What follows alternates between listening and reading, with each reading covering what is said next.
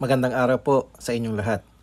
Atin pong bisitahin ngayon ang sinasabing magiging second station ng future Metro Manila Subway, ang Quirino Avenue Station. Sa ngayon po, ang mga galawan na nakikita ko ay mukhang ito ay mag-uumpisa dyan sa may kanto malapit sa isang ospital, yung Pacific Global Hospital. Hanggang po yan dito sa intersection sa may footbridge malapit sa isang convenience store sa 7-Eleven. At along this stretch ay mapapansin po natin pag nadaan po kayo dito na mahaba-haba na rin yung nailagay nilang bakod dito. Makikita yan pag dumaan kayo along Mindanao Avenue. Maliban na lang po yan sa isang compound dito na nakita natin kanina sa video. Ito po ay ang HBC compound na meron pang sarili niyang bakod sa ngayon. At itong pagbabakod na ito ay hindi lang makikita natin dito along Mindanao Avenue, kundi makikita rin natin pag tayo ay pumasok dito sa mga streets na adjacent dito. At siguro nga, hindi talaga may iwasan na dahil sa mga pagbabakod dito masasakop at masasaklaw yung ibang mga properties na hindi naman kasama dati. Wala akong nakitang bakod dati, pero ngayon ay nabakuran na din, at ilan sa mga ito ay yung mga private properties or bahay na malamang at malamang ay masasama din sa mga demolition works nila dito in the future.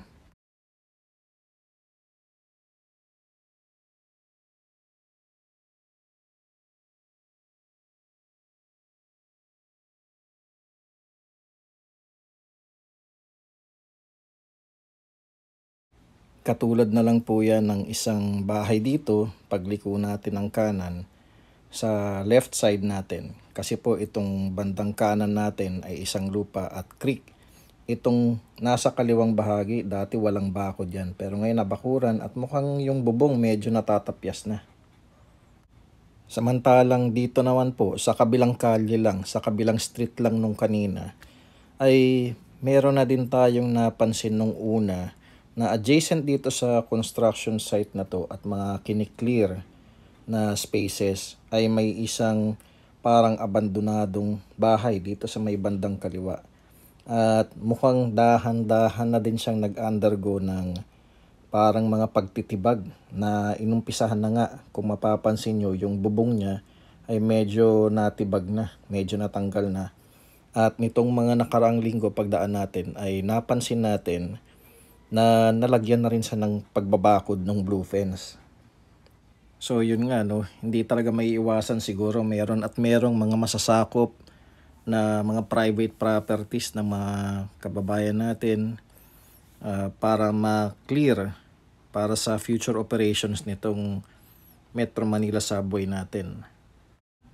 Pero ganun talaga, kailangan magkaroon ng mga demolition at mga clearing works na dapat gawin kung mag-undergo ng malaking project kagaya ng Metro Manila Subway. Mayroong mga private properties na masasagasaan talaga. And speaking of private properties, ay madami pong nagtatanong dun sa isang building dito na malaki. Ito po yung HBC building. Sa pagkakaalam ko po, ito ay bentahan o gawaan ng mga beauty products. At ito po yung structure na nakadikit mismo dito sa intersection ng Mindanao Avenue at Quirino Avenue. Sa ngayon po ay nakatayo pa po siya. At meron pang ibang opisinang in operation gaya nung isang bangko dito. Pero ito pong bangkong ito na nasa video, ito pong BPI, ay napansin natin noong mga nakaraang linggo.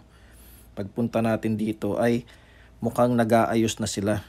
Nagva-vacate na sila, nag-aayos na mga gamit.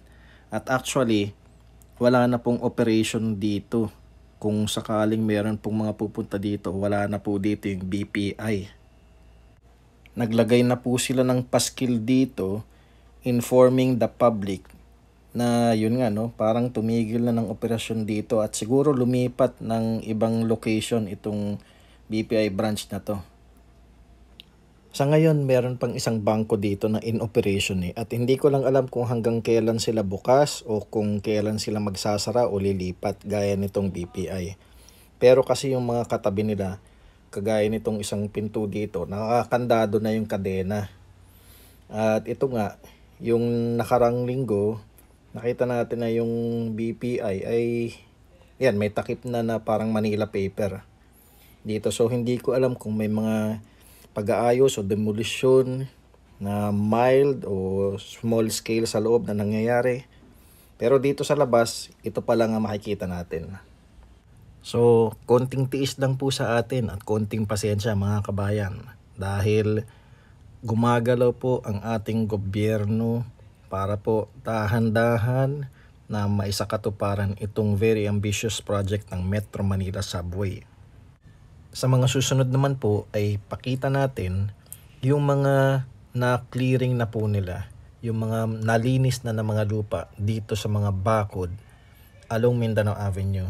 At compare po natin sila noong bago pa po magawa itong mga clearing at demolition.